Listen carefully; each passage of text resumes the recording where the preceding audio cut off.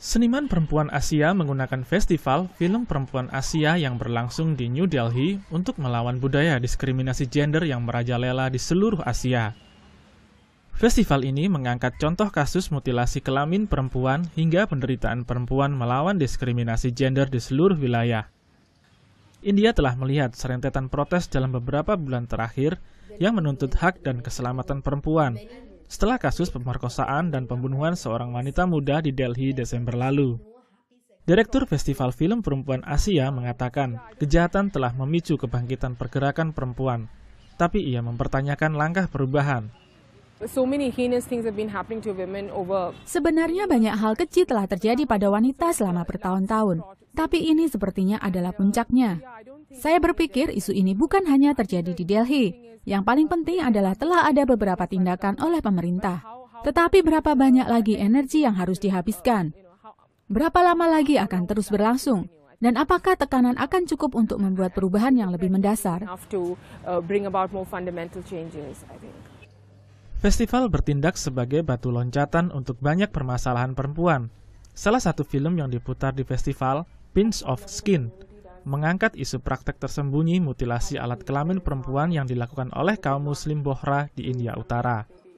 Film ini disutradarai oleh artis Asia Priya Goswami dari Institut Nasional Desain di India yang mengeksplorasi dampak Katna pada kehidupan wanita yang telah mengalaminya. Organisasi hak asasi manusia secara luas mengutuk praktek yang sering menyebabkan pendarahan berlebihan, infeksi, dan masalah kesehatan di kemudian hari.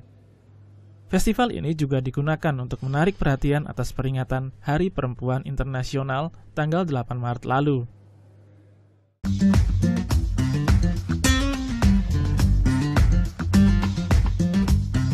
Terima kasih Pak karena telah bersedia pada hari ini membagikan informasi kepada teman-teman mengenai diskriminasi gender. Nah Pak Nur Cahyo, menurut Bapak apa sih diskriminasi gender itu? Orang sering melihat bahwa kalau gender based discrimination itu langsung identik dengan diskriminasi terhadap perempuan. Nggak salah, tapi sebetulnya itu jenis diskriminasi berdasarkan peran yang diharapkan dari perempuan. Dia bekerja di domestik, gitu kan, dan tidak bisa menjadi pemimpin. Terus kemudian bersifat feminin. Nah, sebetulnya kalau bicara diskriminasi gender termasuk juga pada kelompok-kelompok yang mereka punya ekspresi gender yang berbeda, termasuk misalnya kelompok LGBT, lesbian, gay, transgender, bisexual dan transgender. Tapi memang orang masih identik diskriminasi berbasis gender itu hanya terhadap perempuan. Persoalannya dari diskriminasi berbasis gender itu adalah kondisi budaya yang disebut budaya patriarki. Budaya patriarki sendiri itu adalah kalau dari asal katanya adalah padre dan arki. Padre itu laki-laki, arki itu adalah kekuasaan. Jadi kalau patriarki adalah kondisi budaya di mana didominasi oleh laki-laki. Yang dimaksud dengan dominasi laki-laki adalah misalnya di tingkat keluarga, pengambilan keputusan ditentukan oleh kepala keluarga yang di dalam masyarakat kepala keluarga adalah laki-laki. Kemudian di tingkat komunitas, pengambil keputusan itu adalah laki-laki. Pemuka agama, tokoh masyarakat, tokoh adat, aparat pemerintah, kepala desa, kelurah, dan segala macam. Gitu. Walaupun kalau di perkotaan sudah banyak yang aparat pemerintahnya adalah perempuan. Dan tidak hanya sekedar bahwa pengambil keputusan laki-laki, segala sesuatu yang terjadi di dalam masyarakat itu menggunakan kacamata dari laki-laki, kacamata dari pemegang kekuasaan saat itu. Karena kan kalau dia memegang keputusan, dia adalah pemegang kekuasaan di dalam masyarakat kita. Gitu. Jadi misalnya ketika ada suatu persoalan, perempuan bekerja sampai larut malam, gitu, dan kemudian persoalan tersebut diselesaikan dengan kacamata si pemegang kekuasaan yang laki-laki. Dalam budaya patriarki, pemegang kekuasaannya adalah mayoritas laki-laki. Dengan menggunakan kacamata tersebut, maka akan muncul kebijakan jam malam buat perempuan gitu. Padahal sebetulnya perempuan bekerja sampai larut malam itu kan bukan hal yang negatif gitu ya. Dia bekerja untuk membantu kehidupan ekonomi keluarganya. Tapi dengan kacamata patriarki tadi, kacamata pemegang laki-laki, dianggap bahwa perempuan yang pulang malam karena bekerja itu identik dengan pekerjaan ya, dengan anggapan perempuan nakal, perempuan yang pasti kalau perempuan pulang malam tuh perempuan yang nggak baik-baik kayak gitu semacam. Sehingga kemudian kebijakan yang dikeluarkan adalah untuk melindungi perempuan, untuk memastikan perempuan tetap jadi perempuan baik-baik, itu adalah tidak keluar malam gitu. Beda dengan laki-laki. Kalau laki-laki pulang malam, dalam kacamata laki-laki, kacamata budaya laki-laki, itu nggak apa-apa gitu. Nah, akses terhadap kehidupan itu laki-laki lebih diuntungkan. Misalnya segi pendidikan, kalau ada anak laki-laki, ada anak perempuan, maka di dalam budaya patriarki yang akan disekolahkan sampai tinggi adalah laki-laki gitu kan. Dengan asumsi di budaya patriarki bahwa laki-laki adalah kepala keluarga, jadi dia harus punya pendidikan tinggi supaya bisa memimpin keluarganya. Perempuan dianggap menjadi beban, dianggap dia tidak punya kemampuan, buat apa sekolah tinggi-tinggi, toh nanti cuma jadi istri dan ibu rumah tangga kayak gitu. Budaya patriarki itu selain dominan, dia memberikan privilege terhadap laki-laki, dan di sisi lain ketika ada kelompok yaitu laki-laki yang diberikan privilege, keistimewaan, maka ada kelompok lain yang kalau diberikan privilege, diambil privilege-nya gitu. Karena apa? Ya untuk memberikan privilege pada ini, konsekuensinya harus ada kelompok yang termarginalkan gitu. Jadi kalau kemudian bicara bahwa sebetulnya dapat bentuk diskriminasi, beban majemuk, kekerasan, sama stigma.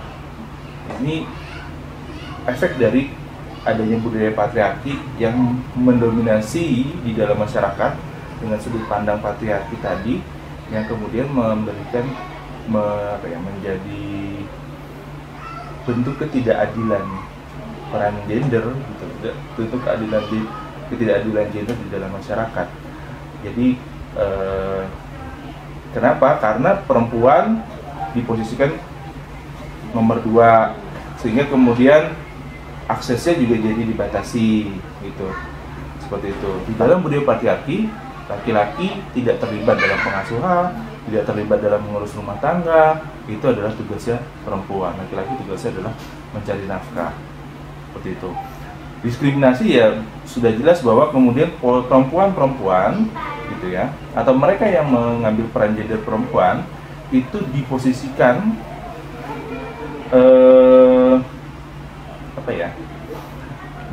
diposisikan dalam sebagai subordinat gitu ya, yang didominasi.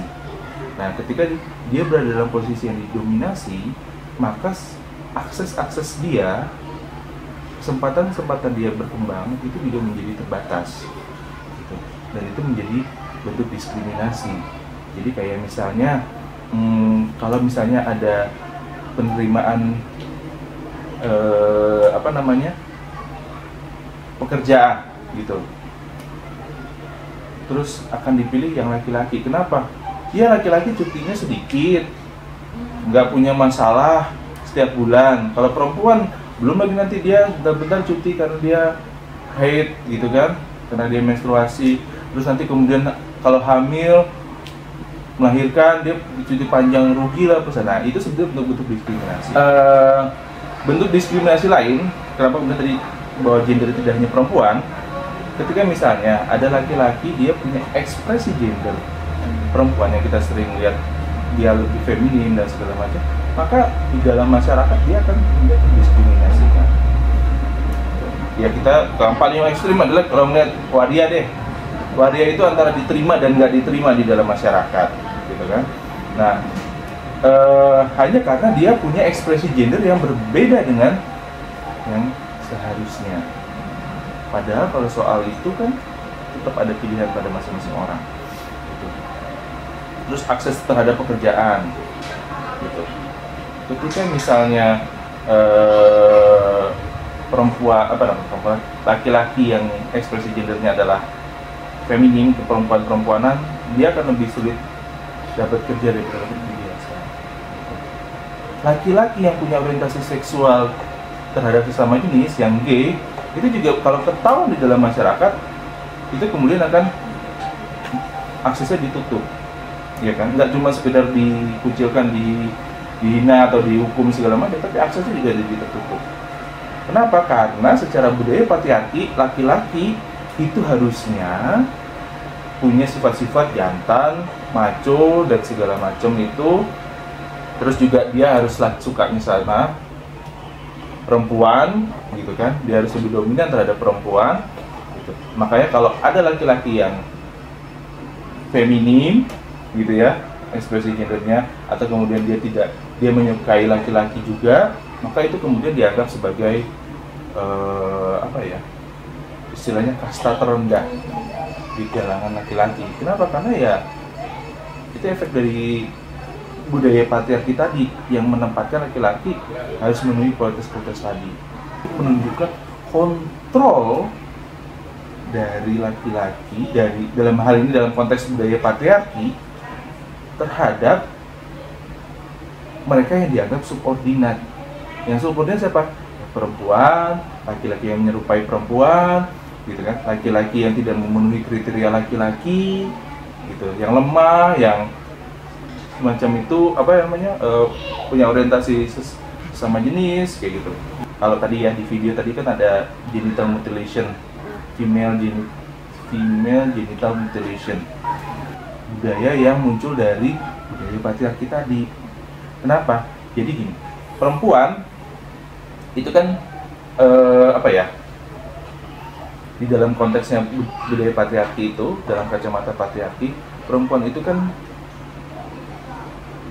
makhluk rendah ya, makhluk kedua lah, subordinat gitu kan, seperti itu. Nah, terus di dalam budaya patriarki itu juga dilihat perempuan itu sebagai penggoda. Mitos kenapa Hawa dikeluarkan dari surga, nah itu kan sebetulnya dari perspektif budaya patriarki gitu, itu kan ingin seringkali menjadi pembenaran tuh loh, perempuan tuh setannya gitu loh, perempuan itu yang bikin perkara gitu loh. Jadi perempuan satu posisinya di nomor 2 kan, kedua dia dianggap sebagai sumber masalah, ketiga sebagai perempuan dalam budaya patriarki itu mereka harus memenuhi kualitas yang feminin, sama seperti laki-laki tadi harus memenuhi kualitas yang maskulin. Hal inilah yang kemudian mendorong menjadi alasan kenapa kemudian perempuan itu mengalami tadi female genital mutilation. Alat kelamin perempuan itu sebetulnya disimbolkan sebagai sumber masalah. Gitu. Jadi setannya tuh di situ. Sehingga supaya perempuan tidak menjadi sumber masalah secara seksual, secara ya tadi tuh ya secara budaya dia supaya nggak feminin, supaya memenuhi kualitas feminin tadi, maka itu harus diberangus. Diberangus tuh harus dipenjarakan lah atau apa gitu ya. Dan itu kemudian diwujudkan dalam simbol pemotongan alat kelamin perempuan. Dengan memotong itu dianggap bahwa perempuan ini setannya sudah hilang. Gitu. Kalau di Indonesia itu modelnya bisa macam-macam. ada yang cuma secara simbolis, gitu ya. Ada yang secara beneran ditores pakai kayak jarum, gitu. Ada yang benar-benar dipotong klitorisnya. Gitu. Kenapa? Karena perempuan itu dia harus dikontrol. Itu bentuk-bentuk kontrol gitu loh. Jadi kalau dilihat ya, kalau dirunut gitu ya, pohon masalahnya itu banyak gitu. Kenapa kemudian ada diskriminasi perempuan? Ya karena perempuan tidak berpendidikan. Kenapa perempuan tidak berpendidikan? Ya karena ada anggapan misalnya perempuan gitu. Kalau dirunut lagi, kenapa anggapan itu muncul? Ya karena budaya patriarki tadi. Jadi akarnya itu ada di situ, di budaya patriarki itu. Gitu. Buahnya adalah bentuk-bentuk diskriminasi yang dialami oleh banyak perempuan seperti itu. Kayak misalnya apa ya? Kalau dulu, yang sebetulnya menurut saya juga sampai sekarang masih ada gitu ya. Kalau perempuan diterima kerja itu pasti yang cantik, yang seksi, yang kayak gitu-gitu loh, yang memenuhi kriteria perempuan seharusnya, yang bisa dikontrol, gitu, bisa dimanipulasi, gitu. Tapi kalau perempuan yang kelihatan tegar, bisa ngambil keputusan sendiri dan segala macam, maka kemudian di perusahaan karirnya juga kurang bisa naik, gitu. Dan ini sebetulnya nggak hanya di ini ya, tapi di konteks perkotaan pun itu kencang kayak gitu-gitu, seperti itu. Bisa dilihat BUMN di Indonesia berapa gelintir yang direkturnya adalah perempuan. Bahkan penelitian dari FISIP itu bilang bahwa, saya lupa tapi kalau nggak salah dari Departemen Komunikasi atau Departemen Politik ya, dia meneliti jumlah PNS perempuan gitu ya, jumlah pegawai negeri sipil perempuan di Indonesia, dan mereka mengatakan kalau di level eselon tertinggi itu jumlahnya sangat sedikit. Makin tinggi eselonnya, jumlah perempuan yang berada di situ sangat sedikit. Kenapa bisa sangat sedikit? Karena ya karena itu adalah bentuk diskriminasi, karena ada anggapan misalnya perempuan nggak cakap lah dalam mengambil keputusan, perempuan itu emosional banget. Padahal banyak penelitian sudah menunjukkan enggak, pengambilan keputusan itu bisa berhasil atau enggak dari seberapa banyak orang berlatih mengambil keputusan, bukan karena emosional atau enggak. Laki-laki juga bisa emosional mengambil keputusan. Gitu. Oke Pak, sebelum kita melanjutkan wawancara kita selanjutnya, kita mau nonton video tentang opini masyarakat ini.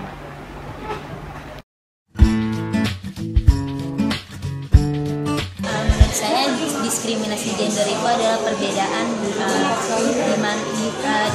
antara pria dan wanita. Kayak pria tuh ya gitu deh, pokoknya perbedaan antara pria dan wanita. Ketika kita atau seorang individu merendahkan lawan jenis maupun secara fisik dan juga secara pemikiran. Misalkan gini, misalkan perempuan dan laki-laki. Nah, perempuan itu lebih direndahkan dibanding pria. Menurut saya diskriminasi gender itu adalah ketika peran dari pria dan wanita itu tidak setara sebagai seorang manusia. Tingkah laku dari satu orang yang membedakan antara gender perempuan dan gender laki-laki. Ya, jadi diskriminasi gender menurut gue itu kayak perbedaan gender di mana kayak laki-laki hanya boleh laki-laki dan apa yang dilakukan wanita hanya boleh dilakukan wanita. Menurut saya kenapa bisa terjadi diskriminasi gender itu pertama karena sejarah ya, karena dari dulu pria itu dianggap lebih kuat daripada wanita, terus karena komunitas juga sih, terasa kayak emang dari masyarakatnya udah ngecap kalau wanita itu lebih lemah dibandingin pria. Diskriminasi gender itu bisa terjadi karena yang tadi lagi, seorang individu melihat titik kelemahan atau juga seorang individu tidak menyukai lawan jenis tersebut. Nah, di situ seringkali terjadi diskriminasi gender. Karena mungkin memang pada dasarnya sejak dari dulu itu memang sudah diterapkan dalam kehidupan manusia. Jadi misalkan seperti wanita itu nggak boleh kerja di luar, dia harus tinggal di rumah, harus masak, harus seperti jahit, seperti apa, itu dilakukan di rumah sendiri. Jadi wanita itu nggak perlu untuk mempunyai latar belakang pendidikan yang tinggi karena wanita pada ujungnya akan kembali lagi ke rumah dan kembali lagi ke dapur. Diskriminasi gender terjadi karena minimnya pengetahuan dan juga terjadinya perbedaan role antar tiap individu. Tergantung lagi dari orangnya. Nah, tergantung bagaimana seseorang itu menanggapi perbedaan gender. Nah, misalnya ada yang berpikir bahwa perempuan itu harus dilindungi. Nah, laki-laki itu lebih kuat dari perempuan. Nah, itu bisa jadi terjadi perbedaan tanggapan atau yang biasanya disebut diskriminasi, kayak gitu.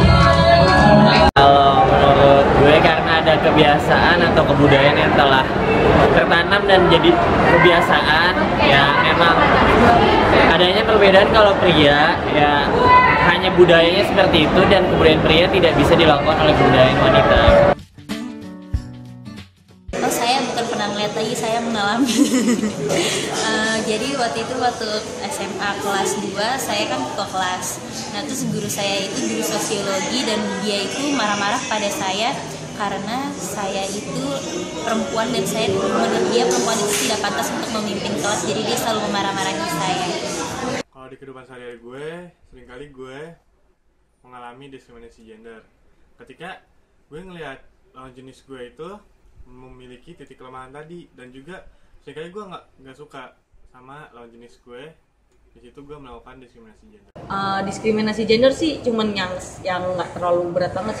Contohnya kayak papa aku itu kayak istilahnya nggak terlalu mendukung sekali aku untuk pergi kuliah. Contohnya itu seperti di Amerika Serikat, banyak sekali toko baju yang menjual baju pria itu mempekerjakan hanya pria saja. Begitupun sebaliknya wanita. Di situ terjadi banyak diskriminasi. Contohnya perbedaan gaji. Jika toko pria lebih banyak menjual pakaian, maka gaji pria lebih banyak dari wanita, dan juga sebaliknya. Pernah diskriminasi gender itu sering banget terjadi, terutama kayak di dunia perkuliahan, di dunia anak muda. Ya, kejadiannya itu misalnya seperti pas di perkuliahan nih. Nah, misalnya ada kegiatan misalnya UKM. Nah, di UKM tersebut misalnya ketuanya itu laki-laki. Nah, terus ada anggotanya itu yang perempuan misalnya. Nah, terkadang si ketua itu bisa membedakan mana aktivis atau cewek yang misalnya dia sukai nih, otomatis itu lebih diprioritaskan daripada yang lain. Nah, misalnya ada aktivis yang lain itu nggak kerja, nah itu biasanya diomelin. Nah, sedangkan yang satu ini udah jarang datang, terus misalnya dia nggak pernah aktif, tapi karena nih ketua suka sama dia, nah jadinya dia kayak ditutup-tutupin kesalahannya. Contohnya kalau misalnya kayak wanita yang melakukan pekerjaan laki-laki, kayak wanita jadi supir busway itu kurang dipercayai, atau ya contoh simpelnya wanita yang naik motor di jalan aja itu lebih sering dikata-katain dibanding laki-laki yang sembrono.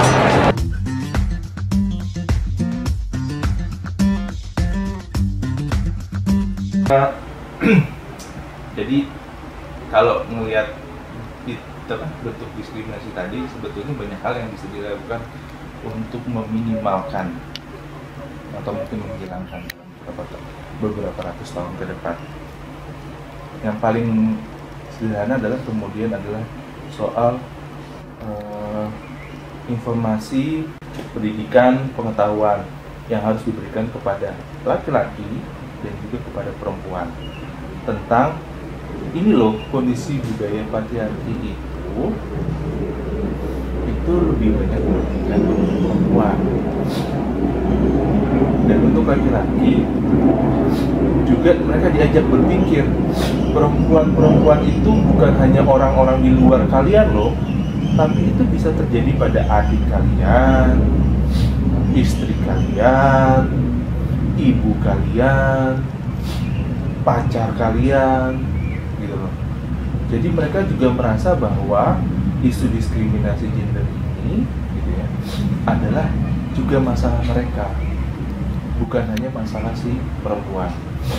Dan mereka juga kemudian bisa terlibat untuk itu sebagai, karena gini, saya sih melihatnya laki-laki selain dia sebagai sumber masalah di dalam konteks budaya patriarki, tapi dia juga bisa menjadi sumber solusi.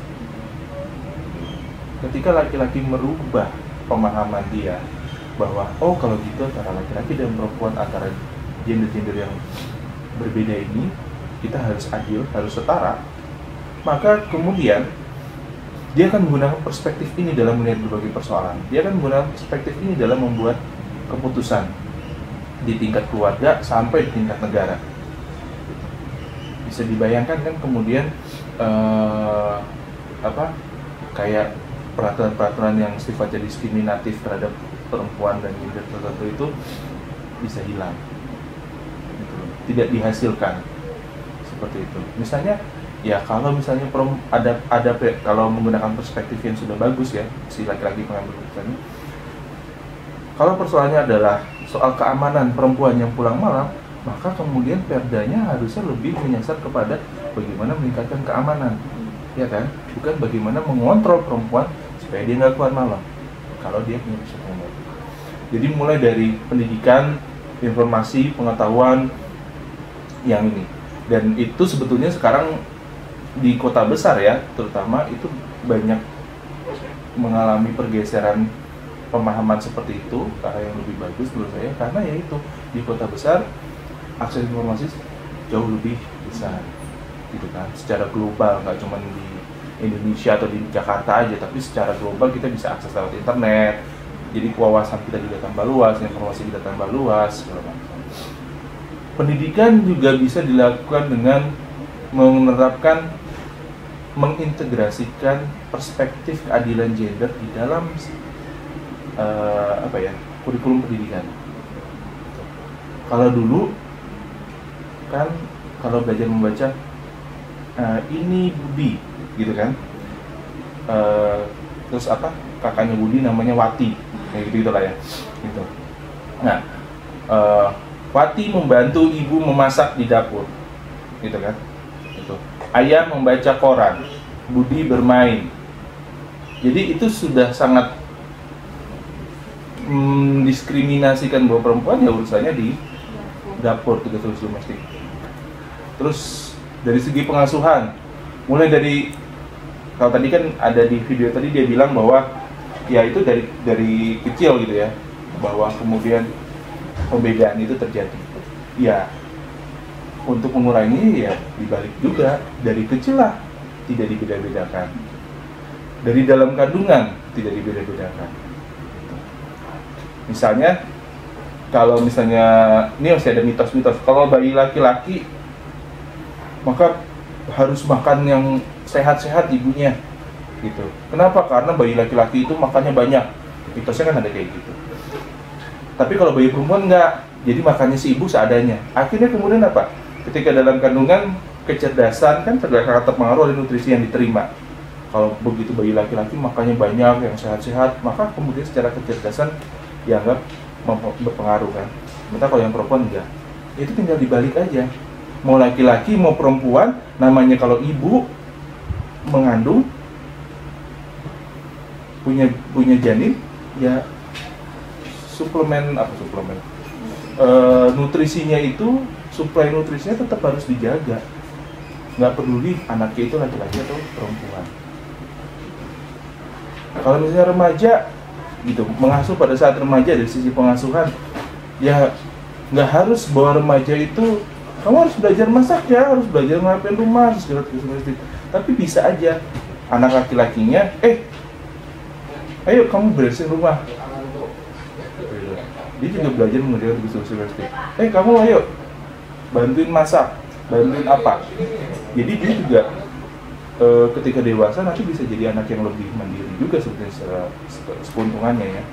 Jadi itu tadi dari sisi informasi, wawasan, knowledge ya. Terus dari sisi pendidikan, aspek pendidikan, dari sisi pengasuhan itu dari hamil sampai dia dewasa gitu kan. Dan sebetulnya juga media gitu. Media itu sebetulnya bisa berperan banyak. Kalau dilihat sekarang nih, kalau iklan cowok gitu yang terkait dengan cowok biasanya iklan rokok, iklan apa gitu ya, itu kok kelihatannya kayaknya enak banget ya gitu, cowok itu bisa nyobain segala macam gitu.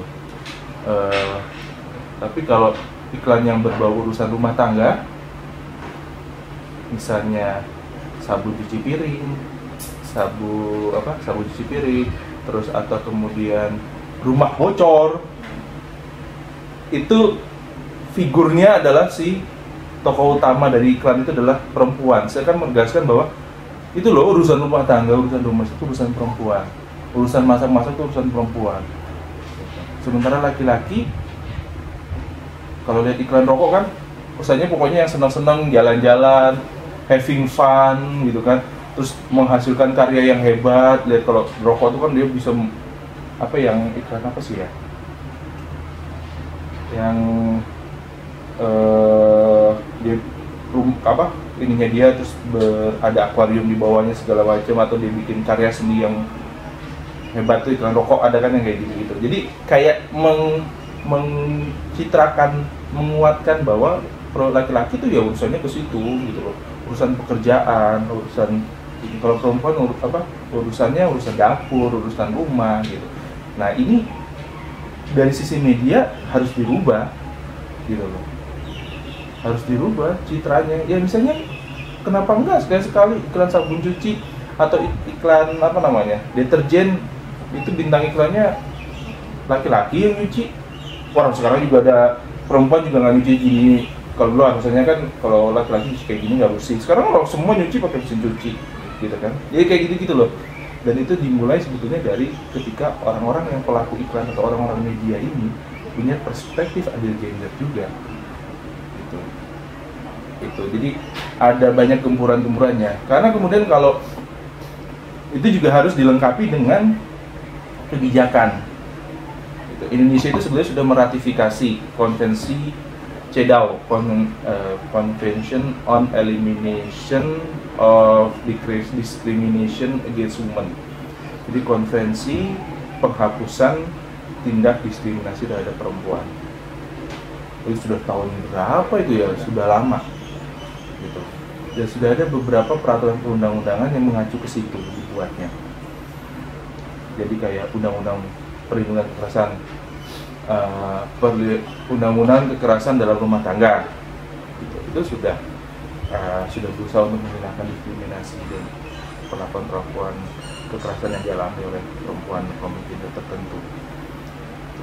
Terus juga ada undang-undang trafficking, ada undang-undang trafficking itu apa sih?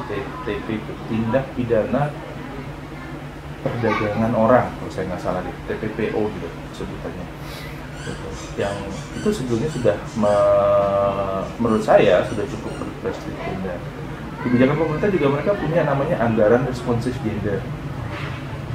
Jadi semua kementerian itu diwajibkan ketika mereka mengatur anggaran setiap tahun, anggarannya itu harus peka gender, harus tidak diskriminatif. Tapi pada kenyataannya ya tetap aja gitu. Bentuk-bentuknya apa sih? Jadi kayak gini nih, kalau dari sisi implementasinya ya, kalau anggaran yang dianggap peka gender itu ada misalnya mereka juga melibatkan perempuan kok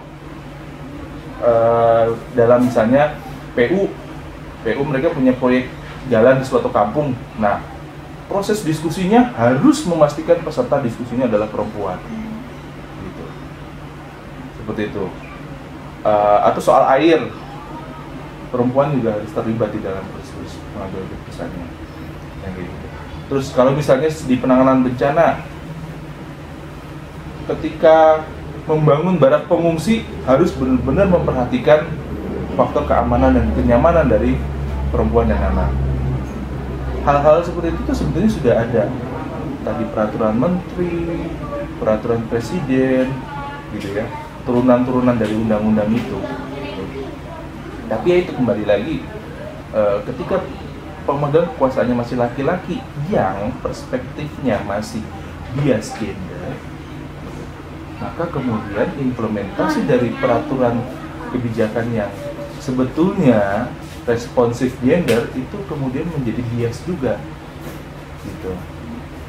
Soal partai politik, anggota legislatif atau pemimpin daerah, gitu. Itu kan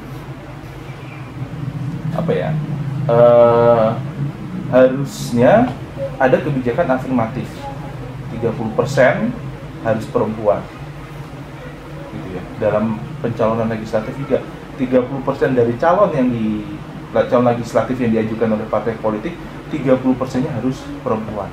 Dan perempuan-perempuan ini harus berada di urutan yang 1 atau 2. Kan biasanya mereka ada punya 5 tuh waktu pemilu. Pada praktiknya enggak. Karena mereka masih berpikir bahwa perempuan itu nggak kompeten ngurusin politik. Kalau dulu kemudian dari sisi politik gitu ya, kebijakannya sudah ada afirmatif, tapi implementasinya di parlemen, di legislatif, di eksekutif itu masih jauh dari yang diharapkan. Apalagi di yudikatif, yang nggak tahu berapa banyak hakim kita yang perempuan. Bahkan yang perempuan pun berapa banyak mereka punya perspektif yang adil gender. Karena seringkali teman-teman itu juga berhadapan dengan putusan-putusan pengadilan yang sangat tidak membela perempuan, tidak membela kaum minoritas gender. Gitu. Walaupun sebetulnya kasusnya sudah jelas, misalnya kekerasan terhadap perempuan, KDRT, maupun kekerasan terhadap kelompok lesbian atau kelompok gay dan segala macam, tapi putusan yang dibuat itu sangat diskriminatif ke mereka. Misalnya kayak pelakunya cuma dihukum penjara yang lebih ringan daripada yang ada di dalam peraturan. Karena padahal kayak kasus kekerasan seksual gitu, seperti itu. Jadi kalau dibilang kebijakan kita itu sudah banyak yang cukup baik. Sekarang ini juga malah sedang didorong undang-undang tentang kesetaraan dan keadilan gender. Gitu. Kira-kira intinya tuh untuk memastikan bahwa di Indonesia itu segala sesuatu itu harus adil dan setara secara gender. Jadi untuk ini kayak turunan dari tadi CEDAW, konvensi anti diskriminasi, penghilangan diskriminasi terhadap perempuan, yang sudah diratifikasi di undang-undang nomor berapa saya lupa, tapi sekarang lagi dibuat tuh, didorong. Tapi kembali lagi, legislatif kita mayoritas siapa? Perspektifnya bagaimana? Laki-laki. Sehingga undang-undang keadilan dan kesetaraan gender ini kemudian tidak menjadi prioritas. Mereka lebih sibuk bikin prioritas untuk undang-undang yang MMD, susunan keanggotaan MPR DPR, lebih cepat menyelesaikan itu ketimbang menyelesaikan hal-hal yang kayak gini gitu. Terus banyak sih kemudian pemerintah punya program-program yang kemudian mendorong perempuan untuk lebih ini. Tapi persoalannya kan memang ini harus digempur dari berbagai sisi oleh berbagai pihak. Nah, persoalannya ini hanya masih dianggap masih menjadi isunya segelintir pihak. Harus menerjemahkan kembali gitu ya, tafsir-tafsir agama. Itu salah satu cara strategi untuk kita bisa menghilangkan diskriminasi. Karena banyak kemudian diskriminasi dilakukan dengan alasan ajaran agama. Padahal kalau diteliti sebetulnya bukan nilai agama, tapi tafsir dari nilai itu. Jadi ada banyak hal ya, tadi udah ada informasi, pendidikan, pengasuhan, politik, secara politik gitu ya. Terus secara agama, budaya gitu ya, agama dan budaya. Dan sebetulnya yang paling sederhana adalah dari diri sendiri melakukan perubahan dari yang kecil-kecil gitu. Misalnya kemudian kita mulai dari kalau melihat seseorang, mau dia laki-laki, mau dia perempuan gitu. Terus kita lihatnya pada kompetensi, bukan pada jenis kelamin dia gitu. Misalnya kita mau pilih ketua kelas atau ketua senat gitu, ya kita ngelihatnya kompetensinya aja, jangan dilihat bahwa dia laki-laki atau perempuan dan dianggap perempuan tidak lebih kompeten daripada laki-laki, enggak. Tapi lihat dari CV-nya mereka gitu. Kalau yang perempuan ternyata lebih kompeten, CV-nya lebih bagus, kenapa enggak? Gitu kan? Seperti itu. Terus hal-hal yang sederhana lah, mulai dengan lebih menghargai perempuan gitu, yang sederhana dilakukan. Ya misalnya tidak memandang perempuan sebagai objek seksual. Terus kalau misalnya ada perempuan sukses, kita mulai dari pandangan diri kita melihatnya tidak lagi, iya sih dia cantik, mungkin dia menggunakan kecantikannya itu untuk sukses. Itu mulai dari menghilangkan hal-hal seperti itu dari diri kita gitu. Karena pada kenyataannya banyak perempuan-perempuan yang cantik dan memang pintar dan memang mampu gitu. Nah yang seperti itu loh, kita merubah dari, dan kita nggak ngelihat lagi perempuan hanya sebatas dari badannya mereka, dari fisiknya mereka, tapi juga mulai ngelihat perempuan maupun misalnya kelompok waria maupun kelompok gay tidak hanya berdasarkan ya fisik appearance-nya aja, tapi kemudian ngelihat dia kompetensinya gimana ya, dia istilahnya kemampuan sosialnya gimana ya, lebih ngelihatnya lebih ke kualitas aja gitu loh, bukan lagi ngelihat secara appearance fisik gitu. Itu menurut saya itu akan jauh bisa melakukan perubahan gitu, starting dari diri kita sendiri. Ini itu sih.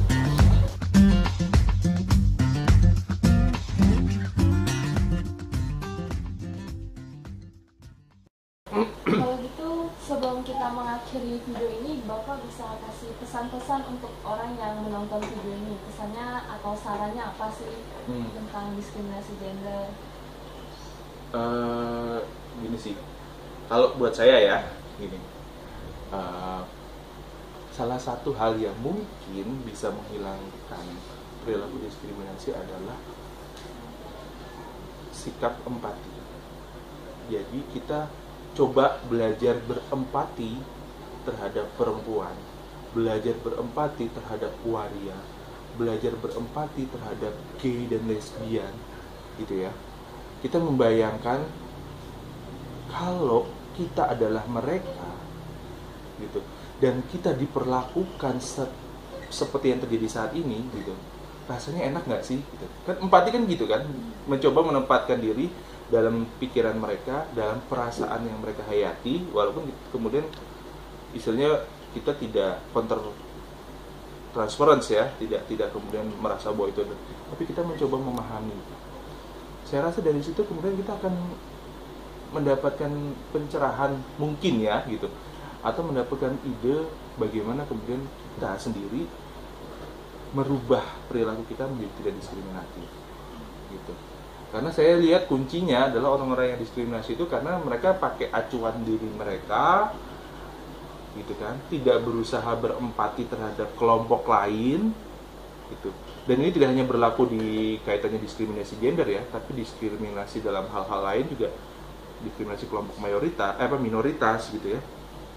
Itu adalah karena si pelaku diskriminasi ini kesulitan berempati gitu.